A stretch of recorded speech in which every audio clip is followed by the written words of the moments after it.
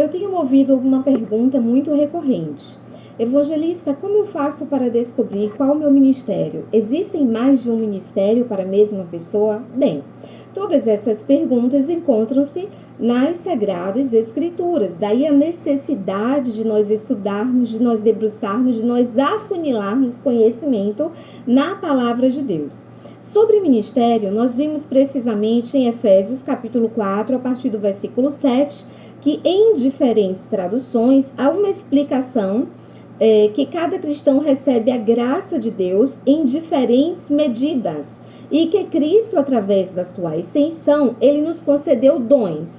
E vamos lá, nos concedeu ministérios. Quais são esses ministérios, então? Ministério como apóstolos, profetas, evangelistas, pastores e mestres. Vou repetir: apóstolos, profetas, evangelistas, pastores e mestres, com o propósito de aperfeiçoar os santos e edificar o corpo de Cristo, ou seja, a igreja. E aí vem uma outra pergunta: mas como eu vou descobrir qual é o meu ministério? A área em que eu mais me desenvolvo? Já está aí a resposta. A área em que você tem uma melhor fluidez, em que você se desenvolve com alegria, com anseio de conhecer, de servir, você se identifica, tudo passa a fluir e você tem maturidade espiritual para saber que ali você se desenvolve de acordo, em conformidade à vontade de Deus. Esse é o seu ministério. E geralmente é na nossa área ministerial na qual nós somos mais atacados. Por quê? Porque nós precisamos resistir ao diabo e o diabo fugirá de nós. Precisamos ter experiências para que quando nós formos tratar de vidas do corpo de Cristo, nós venhamos a relatar testemunhos e angariar essas almas para o reino do Senhor Jesus, fortalecendo-as na fé, mediante o testemunho de Cristo e os nossos próprios testemunhos. Então, é preciso nós termos, sim, uma maturidade espiritual e convidarmos o Espírito Santo de Deus para que ele nos direcione, abra os nossos olhos espirituais e nos mostre quais são os ministérios para os quais nós fomos chamados. Que não sejamos pessoas almáticas que se deixam levar por emoções, que não venhamos a desejar ministérios que o cabeça da igreja não separou para nós, visto que nós recebemos pela graça medidas diferentes. Então, é Cristo que deve ser visto e não nós. Farei aqui a leitura da carta de Paulo à igreja de Éfeso, no capítulo 4, a partir do versículo 7. E assim está escrito: mas a graça foi dada a cada um de nós, segundo a medida do dom de Cristo.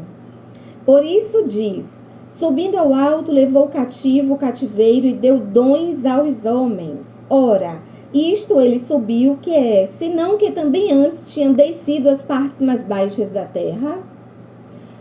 Aquele que desceu é também o mesmo que subiu acima de todos os céus para cumprir todas as coisas.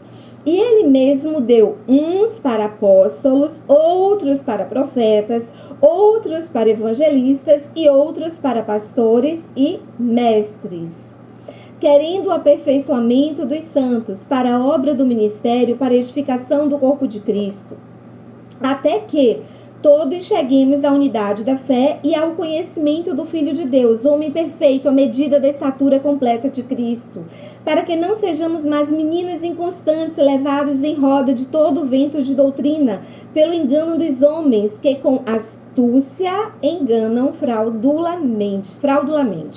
Antes, segundo a verdade, em amor, crescemos em tudo naquele que é o cabeça, Cristo.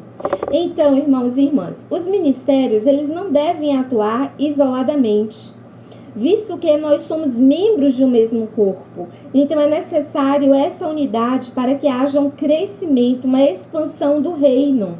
E Jesus, o cabeça, é ele quem tem que resplandecer em nós, por nós, através de nós e para nós.